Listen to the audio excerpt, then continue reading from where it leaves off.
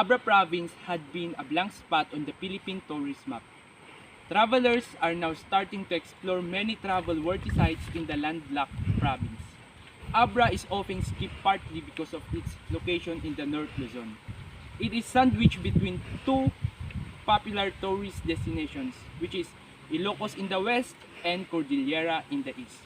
What you're going to see in Abra is a mix of both. You can find Spanish colonial heritage sites, Ilocano culture, as well as captivating mountain views and hill tribe traditions. If you are looking for up-and-coming destination in the Philippines, check out this list of top places to visit and things to do in Abra province.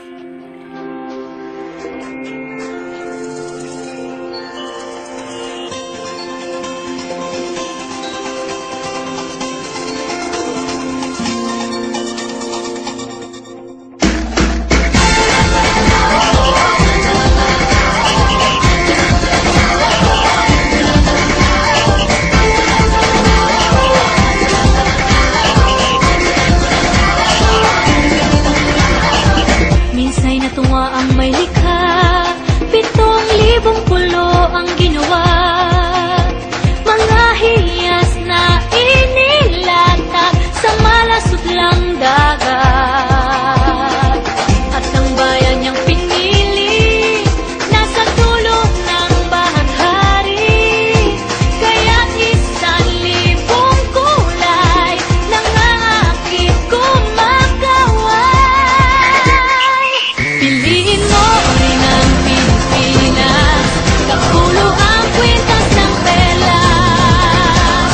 Piliin mo, yakapin mo, kayamanan niyang likas. Piliin mo ang Pilipinas.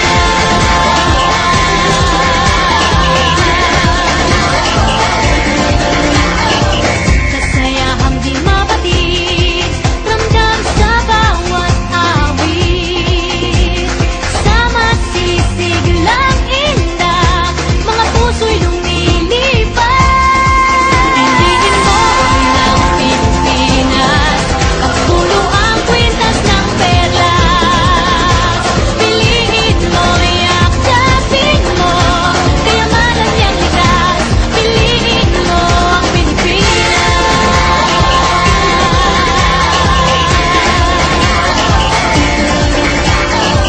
At ang ngiti ng may kapal, taglay ng bawat nilalang. May lambing na dumuduyan sa buong pakiramdam. Piliin mo rin ang Pilipinas, kapulo ang kwintas ng perlas.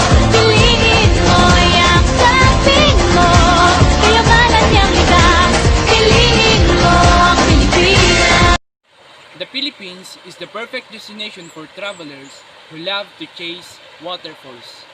There are numerous waterfalls scattered all over the country, but there is none quite like Kili Falls and Kaparkan Falls in Abra. Kili Falls is one of many beautiful places in Abra that you can visit all year round. The main attraction here is not just the waterfall. Hidden behind the main cascade is a hot spring that flows into an icy cold river. The locals had made a wading pool beside it. The temperature is perfectly warm for a dip. Most times of the year, you can have this relaxing spot all to yourself.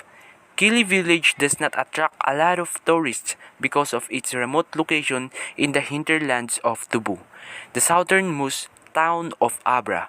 The trail to the waterfall from the village crosses scenic rice fields and a few hanging bridges similar to what you would find in Banawe, Ifugao, Benguet, or Mountain Province.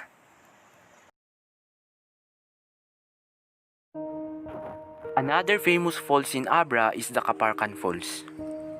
The Philippines is blessed with a lot of beautiful waterfalls, but nothing can compete with Kaparkan Falls in Abra.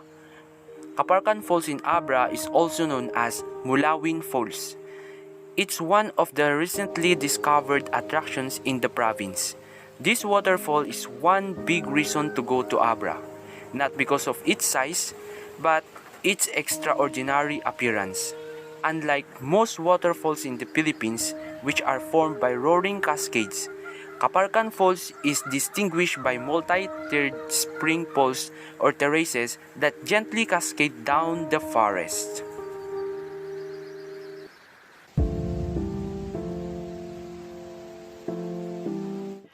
Another amazing tourist spot in Abra is the Apaw Rolling Hills in Tineg.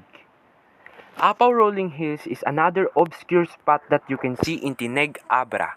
From the viewpoint across the high valley, enjoy a picturesque panorama of dry grassland topped mountains. It is most scenic during sunset when the mountainside come alive with a spectacular auburn glow. Apaw Rolling Hills is the most majestic mountain in Abra. Such 360 degrees of pure majestic view of the wave-like hills with no large trees but plain brown and green grasses in the rainy season provides relaxing atmosphere for travelers who wanted to feel the cool and fresh air. Apaw Rolling Hills has becoming a national attraction lately and many local tourists have come to see and visit this place in the past few months. Let's go to the most famous park of Abra. The known park of Abra is the Victoria Park Casamata Hills.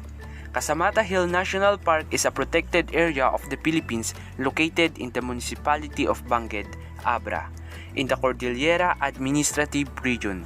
The park covers an area of 57 hectares and was declared a protected area in 1974.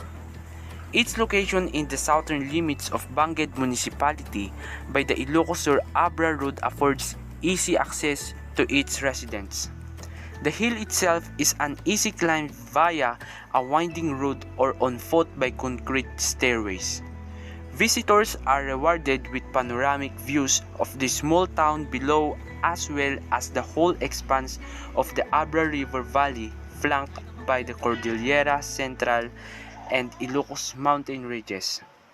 The 990-meter tall Mount Bantay Golong, or also called as Sleeping Beauty Mountain by locals, is especially impressive from Victoria Park located in the summit of the hill. In addition to the park and mountain trails, Casamata Hills also provides recreational facilities such as swimming pool, a hotel, an amphitheater. The park is also the site of a water reservoir and a shrine to the Virgin Mary. For this time, let's go over on Don Mariano Marcos Bridge. As rivers in Abra snakes around the province, the construction of bridges is but necessary to connect towns, one of which is the Don Mariano Marcos Bridge, one of the longest of its kind in the country. The name of the bridge has a history, unlike other bridges being named to the place where it is located. The bridge was constructed in the early 1970s and when it was about to be completed in 1974. The Provincial Board and the Mayor's League of Abra inked a resolution on February 8, 1974 to name the new bridge Don Mariano Marcos Bridge, in memory of the man who, during those critical days of Japanese occupation, saved a vanquished people from the mire of despair into which they were arbitrarily cast by their victors. This was then adopted as Presidential Decree Number 422, Series of 1974, when it was signed on March 1974 on the day of 27. The Don Mariano Marcos Bridge is the third longest of its kind in the country.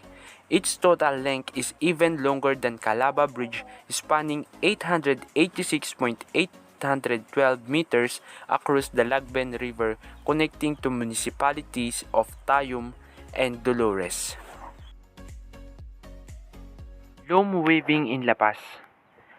Abra is the homeland of the indigenous Tingians and Itnegs, who are popular for loom weaving. Their traditional fabric, called piningitan or bangkodo, is an age-old craft that takes months to complete. Its complex weaving style and tedious naturally dyeing process make the wonder. The town of La Paz is home to a traditional loom weaving industry specialized in producing fine woven fabric called abel. These textiles are handloomed by women of the village who have learned the craft from their mothers and grandmothers. Leila's loom weaving is one of the largest suppliers of abel in Abra. You can visit their workshop in Barangay Bulbulala if you want to see how abel is handmade by the local weavers.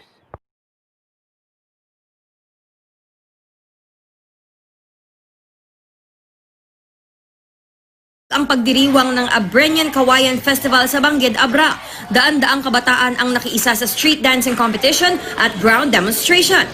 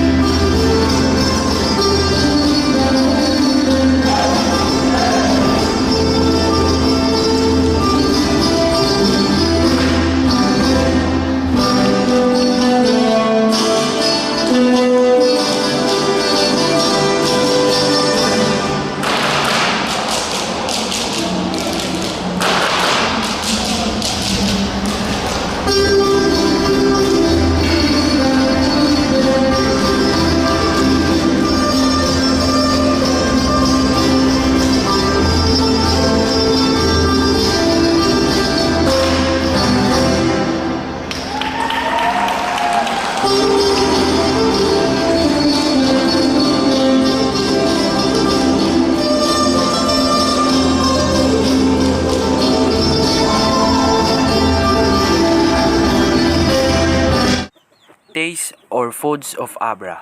Dinengdeng or abraw or inabraw. Dinengdeng is a popular regional dish among the people of northern Luzon, especially the Ilocanos. This is a simple food present on almost every dining table in the region. This is a dish that can easily be prepared, and the ingredients are not hard to find as they are present in the backyards of almost every home. The vegetables that can be cooked into a dinengdeng dish are as varied as you can imagine. Fruits, leaves, flowers, root crops, bamboo shoots, and many other can be used for this. Dinengdeng na imas laeng. Second is the abramiki. Abramiki is probably the most popular dish served in the province of Abra, especially in this province capital municipality, Bangged. Almost in every barangay and every corner of the town, you can locate a couple establishments that serve the locally famous dish. Every place somewhat creates an identity by the local dishes they serve and prepare. And that is the role that the Abra Miki plays for the province of Abra. Either be it your typical Abra Miki or by using the handmade noodles ladit, which actually means flat in the local term. The dish would perfectly be eaten during cold rainy seasons, most preferably served hot to the customers, guests, family members. The dish is a staple among Ilocanos, specifically during celebrations, which resulted for our local government to actually launch a festival that features the Abrenian noodle soup. Miki Festival is probably one of the most anticipated festivals celebrated annually by the locals within the province of Abra, celebrated on the month of February between 19 and 27, an 8-day festival. The main event of the said festival is a cook-off among different Mikihans or Pansitans for the best Abrenian Miki of the year. The cook-off is the main event of the said festival as it is features the different style and techniques of the participating food places on how they execute the cook on their Abra Mikis. Known people in the province of Abra. First is Gabriela Silang. Maria Josefa Gabriela Carino de Silang was a Filipina revolutionary leader, best known as the first female leader of an Ilocano movement for independence from Spain. She took over the reins of her husband Diego Silang's revolutionary movement after his assassination in 1763, leading the Ilocano rebel movement for 4 months before she was captured and executed by the colonial government of the Spanish East Indies. Second famous known people in Abra is Teofilo Garcia. Teofilo Garcia is a National Living Treasure Awardee of 2012. Gawad sa Manlilikha ng Bayan or Gamaba Awardee. Teofilo Garcia is a National Living Treasure Awardee who specializes in making traditional hats made from gourds or katukong nga tabungaw. The all-weather headgear is primarily made from native gourds that he grows and harvests himself. The inside are hollowed out, dried and lined with finely woven rattan matting, while the top part is applied with the bright orange or red varnish to make for weather resistance. Mr. Garcia is the only one left in his village who still makes this rather whimsical-looking masterpiece. He is currently reaching out to young people in his village who are interested in learning the craft. Visitors are welcome to see his workshop and buy a hat in support of keeping the traditional tabungaw making alive and vibrant.